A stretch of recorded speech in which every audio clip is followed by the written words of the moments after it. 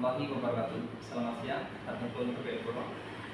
Perkenalkan, saya Rudi Surahman, CGP kelas 9 dari SMA Negeri Surabaya. Di sini saya tidak sendiri, ditemani dengan Bapak Ali Gunawan BPI selaku Kepala Sekolah SMA Negeri 2 Metro.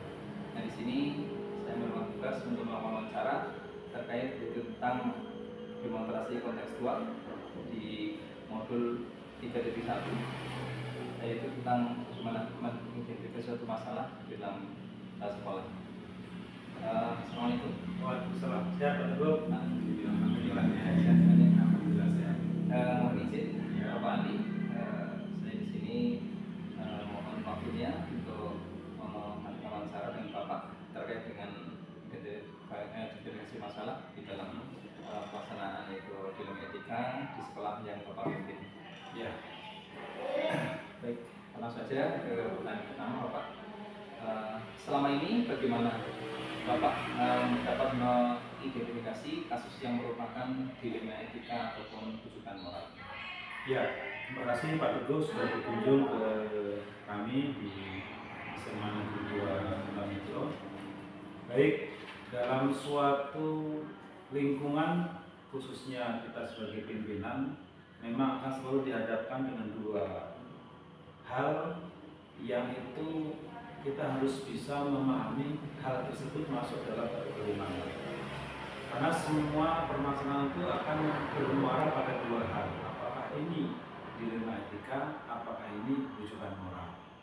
Maka kita harus paham benar yang saya hadapi ini masuk dalam kasus dilema etika atau kasus rujukan moral. Terus bagaimana kita mengidentifikasinya? Tentunya kita harus paham dulu, bisa membedakan di antara keduanya. Sebagaimana yang kita pahami bahwa jika suatu persoalan atau kasus di mana dalam kasus tersebut ada sesuatu kondisi yang di kondisi itu kita bisa memilih kebenaran atau memilih sesuatu yang salah. Jadi kalau kasus tersebut antara salah dan benar itu bisa dibedakan, kemudian kita harus mengambil keputusan yang mana kita dirujukan moral. Tapi kalau kasus tersebut kita masih bingung nih, kalau kita lihat semuanya ini benar, tapi kita harus mengambil solusi satu di antara keduanya. Nah itu masuk dalam kategori dilema etika. Jadi bagaimana kita mengidentifikasi kalau kasus itu antara benar berlawanan dengan benar, sama-sama benarnya ketika kita mengambil solusi, berarti itu masuk dilema etika.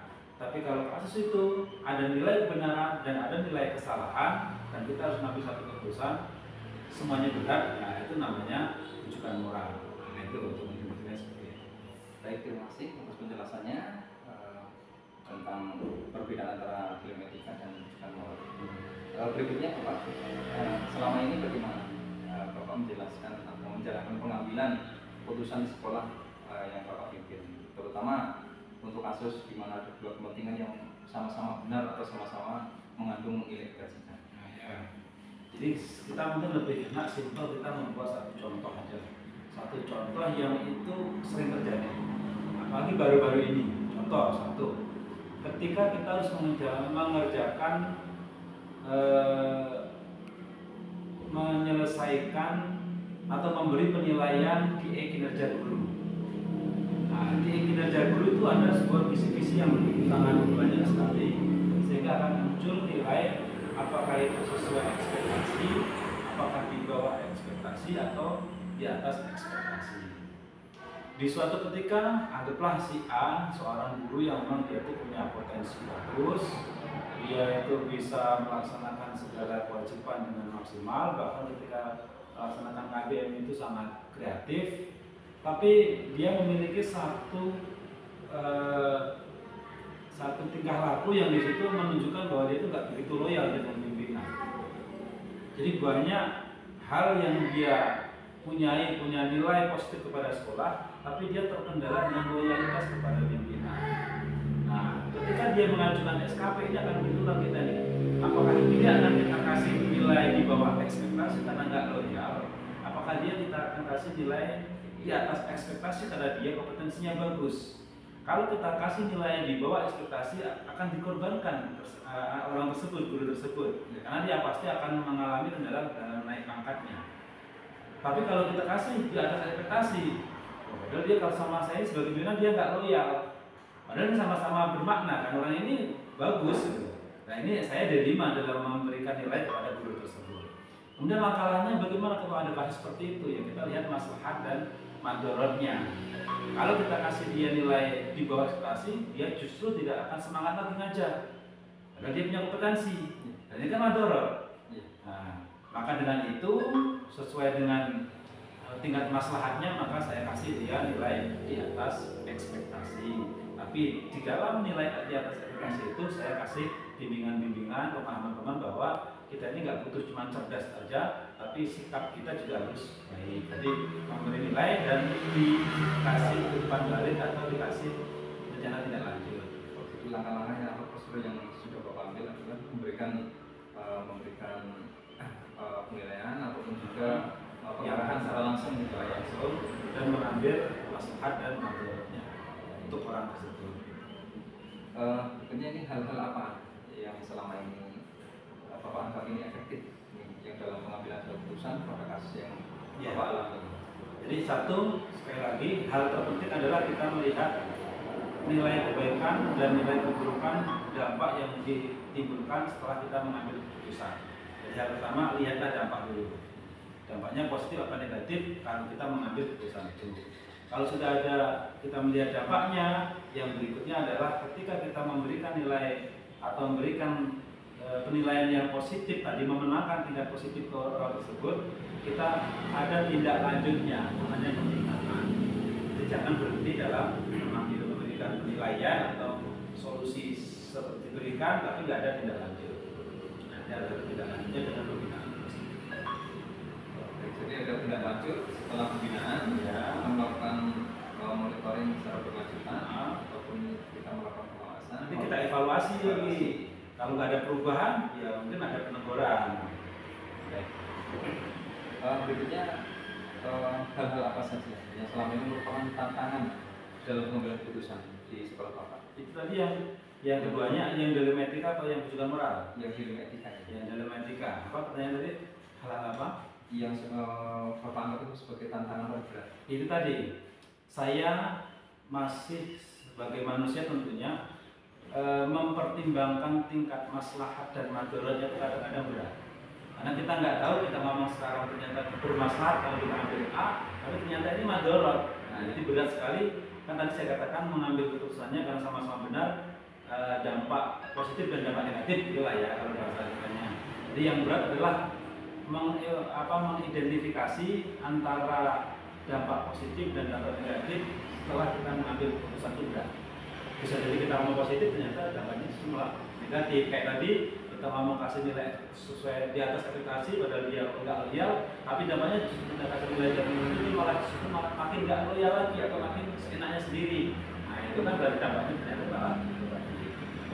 Jadi bisa berupa psikologi ya, misalkan kita memberikan penilaian di bawah ekspektasi mereka, ini secara psikologi mereka akan justru down, nggak semangat lagi, padahal dia punya potensi kan. Baik, untuk berikutnya adalah apakah memiliki sebuah tata cara ataupun jadwal tertentu dalam suatu penyelesaian dalam kasus pidana ini? Ya, jadi gini, yang jelas saya di sekolah itu ada namanya jadwal bimbingan atau pembinaan rutin. Itu terjadwal. Jadi semua guru, semua staf TU dalam setiap hari Senin itu ada saya pembinaan langsung ke guru. Sebenarnya itu pembinaan itu baik yang mereka bermasalah maupun yang nggak bermasalah. Sifatnya sharing biar kita nggak ketahuan bahwa oh ini bermasalah. Jadi sharing secara umum. Tapi kita udah punya data nih. Pada saat saya ketemu si A, bahwa ternyata dia datanya kurang bagus, ya itulah kita laksanakan pembinaan coaching ya untuk memperbaiki dari si A tersebut. Nah, jadi kita laksanakan sharing secara teratur setiap hari Senin. Namanya Senin sharing and pairing kan. Jadi nama prosedur yang dilakukan adalah sharing ya? Ya, and pair. Jadi berbagi dan memberikan ada umpan balik. Adakah seorang atau faktor-faktor yang mungkin bisa mempermudah ataupun membantu Bapak dalam menyelesaikan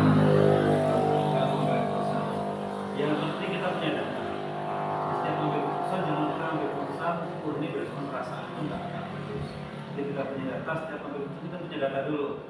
Nah, kita ambil si A namanya, kita lihat datanya si A, keseharian si A seperti apa, kemudian si A itu latar belakang keluarga seperti apa, si A itu basic ekonominya seperti apa. Jadi ketika kita punya data dalam mengambil keputusan kita bisa dipertanggungjawabkan. Tapi kalau cuma kita mengira-ngira aja itu banyak melesetnya. Jadi bahkan selalu berdasarkan data. Lebih parah mungkin hanya kata orang gitu ya. Apalagi jelas kita punya data dulu baru kita berupaya untuk mengambil solusi yang terbaik, keputusan yang terbaik. Jadi kalian dengan fakta yang berbicara ya. Ya. Gitu. Setelah ada data kita baru bisa ngomong fakta. Dari semua hal yang telah Bapak sampaikan tadi, kira-kira pelajaran apa yang dapat Bapak petik dari pengalaman yang Bapak ambil untuk yang dari ini? Begini, tadi saya sekilas menjelaskan terkait dengan dilematika. Sebenarnya yang terjadi di sekolah juga banyak juga masalah bujukan moral. Ketika kita dihadapkan dalam suatu situasi, di situ salah berlawan dengan benar, tapi ketika kita ambil benar, ternyata dampaknya banyak negatifnya, itu kan juga kita pusing. Itu contoh nih. Contoh ketika kegiatan studi banding atau studi wisata yang dilaksanakan kesiswaan, ya. Siswaan tersebut mengadakan kegiatan dengan budget katakanlah 1 juta. Ternyata dalam budget 1 juta itu setelah selesai semuanya masih ada sisa. Kalau siswa sisanya banyak 10.000 lah, jadi kita dikumpulkan ada dana sisa 1 juta, 3 juta lah umpamanya dana sisa itu. Nah, sebenarnya kalau kita ngomongin kebenaran, maka dana sisa itu tentunya yang kita kembalikan ke siswa, karena itu kan dananya siswa. Tapi di sisi lain kita panitia itu kan capek juga ngurusinnya. Umpamanya ada yang dampingi segala macam. Seorang ketua panitia tadi dengan dana sisa tadi dia ingin berbagi dengan mereka yang mendampingin gitu. Meskipun di awal sebenarnya kita sudah kasih transport untuk pendampingan mereka. Nah, waktu ketika panitia menghadap ke saya sebagai pimpinan harus dimintain pertimbangan bagaimana Pak dari dana seperti ini ya. Ini saya bingung nih. Apakah ini akan saya minta untuk dibagi ke siswa? Apakah itu dengan dana ini kita minta untuk dibagi ke panitia karena panitia yang telah lelah. Nah, ini namanya rujukan moral. Kalau kita bagi panitia ini kan salah, karena ini bukan dana panitia nih, tidak bagi siswa. Tapi kan ini secara manusiawi wajar, dia capek. Nah, ini namanya rujukan yang seperti ini kita timbang-timbang lagi dengan maslahat dan musalah tadi dengan positif dan negatifnya. Kalau toh dibagi ke siswa cuma segitu juga kan cukup, karena malah justru geger. Buat apa kan cuma dapatnya cuma 5.000 10.000 buat apa?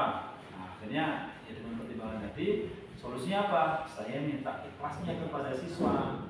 Jadi saya minta ikhlasnya seluruh siswa saya kumpulkan. Ini ada saya segini, guru-guru pada capek, ikhlas nggak kalau kita baru kalau ikhlas itu salah satu solusi ketika kita dihadapkan dengan rujukan moral.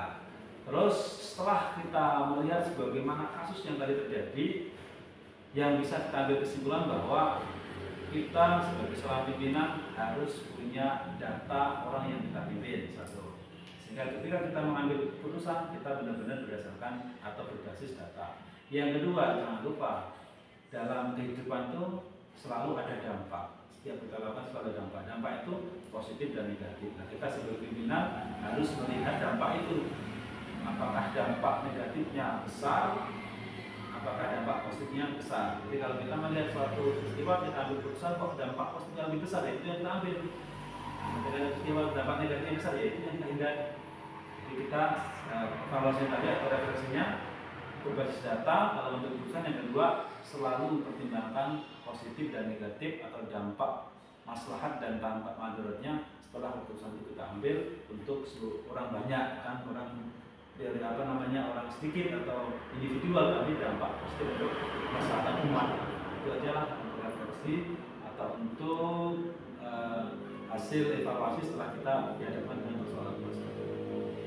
Terima kasih atas penjelasan yang luar biasa dari Pak Ali selaku Kepala SMA Negeri 2 Metro yang memberikan banyak penjelasan yang sangat jelas dan mudah mudahan bisa bermanfaat ke depannya dan sekolah Bapak bisa lebih maju lagi dan lebih sukses. Amin.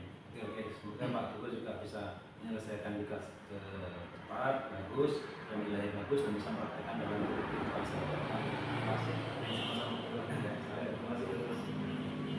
Baik, sekian demikian yang saya sampaikan terkait tentang wawancara kami dengan Kepala SMA Negeri 2 Metro, yaitu Kepala Ali Gunawan SPDI. Dan tentunya di sini apabila ada kekurangan kesalahan, mohon maaf. Dan kami selamat siang, assalamualaikum warahmatullahi wabarakatuh. Waalaikumsalam.